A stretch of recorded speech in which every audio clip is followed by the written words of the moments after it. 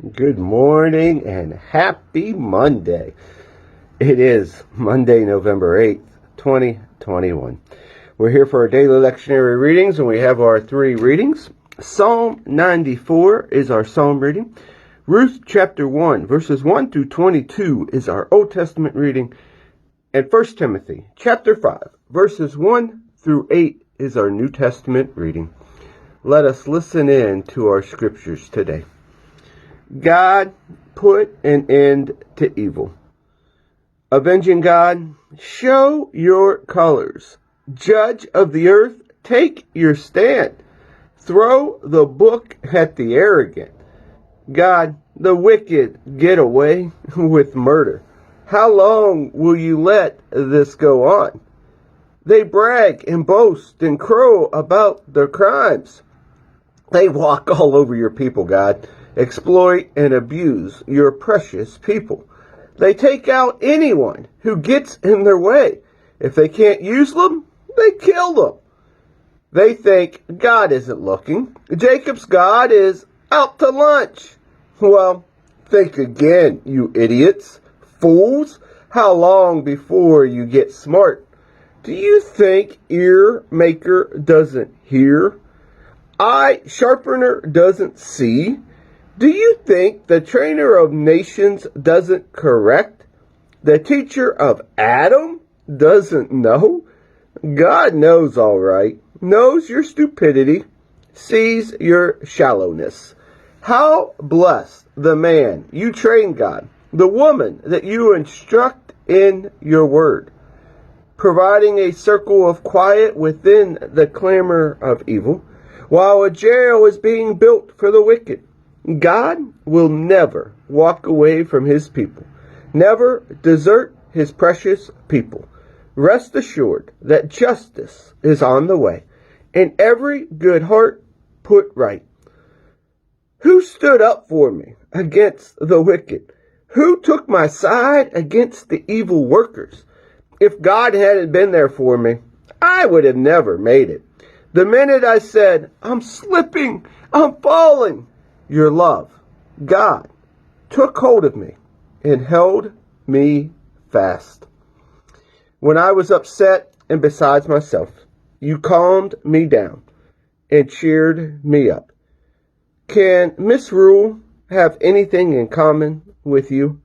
Can troublemaker pretend to be on your side? They ganged up on me, good people, plotted behind the backs of the innocent. But God became my hideout. God was my high mountain retreat.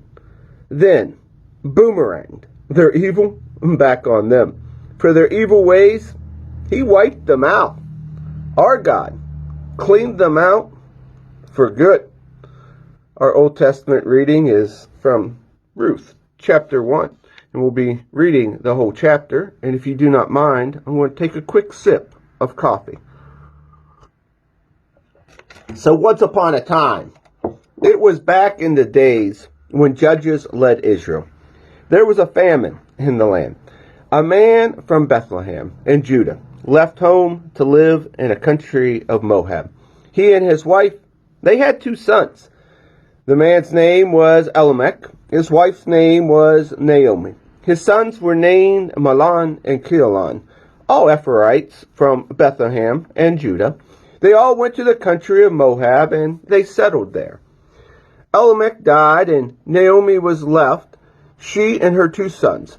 The sons took Moabite wives. The name of the first was Orpah, and the second was Ruth.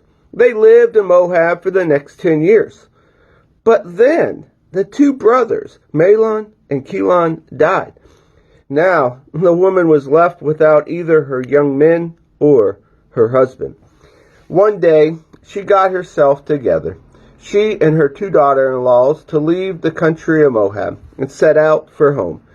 She had heard that God had been pleased to visit his people and gave them food. And so she started out from the place that she had been living, she and her two daughter-in-laws with her, on the road back to the land of Judah. After a short while on the road, Naomi told her two daughter-in-laws, Go back. Go home and live with your mothers. and may God treat you as graciously as you treated your deceased husbands and me. May God give each of you a new home and a new husband." She kissed them, and they cried openly. They said, "No, we're going to go with you to your people." But Naomi was firm.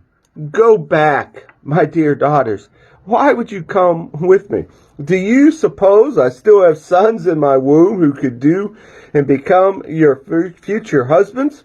Go back, dear daughters, on your way, please.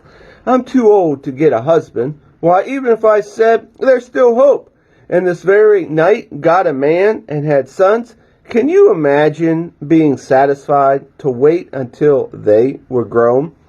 Would you wait that long to get married again? No, dear daughters. This is a bitter pill for me to swallow.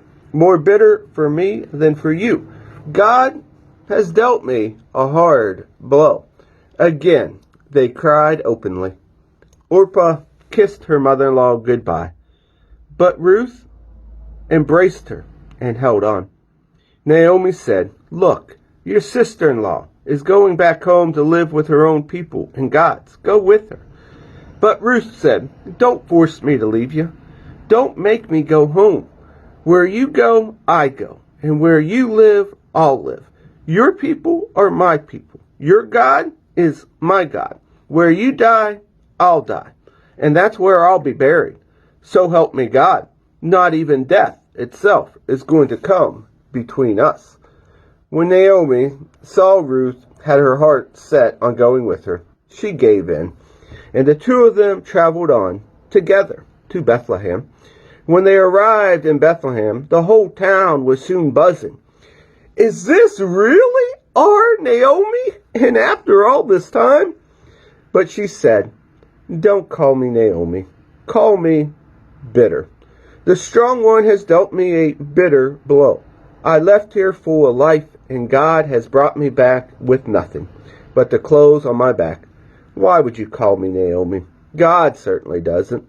The strong one ruined me." And so Naomi was back, and Ruth the foreigner with her. Back from the country of Moab, they arrived in Bethlehem at the beginning of barley harvest. Our New Testament reading today comes from the book of 1 Timothy chapter 5, verses 1 through 8. "Don't be harsh or impatient with an older man. Talk to him as you would your own father, and to the younger men as your brothers. Reverently honor an older woman as you would your mother, and the younger woman as your sister. Take care of the widows who are destitute. If a widow has family members to take care of her, let them learn that religion begins at their own doorstep, and that they should pay back with gratitude some of what they have received. This pleases God immensely.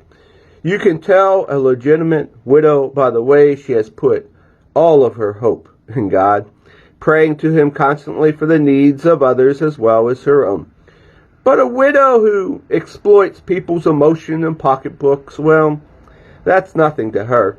Tell these things to the people so that they will do the right thing in their extended family. Anyone who neglects to care for family members in need repudiates the faith. That's worse than refusing to believe in the first place." And here ends our readings. I hope that you have a great start of the week. See you soon.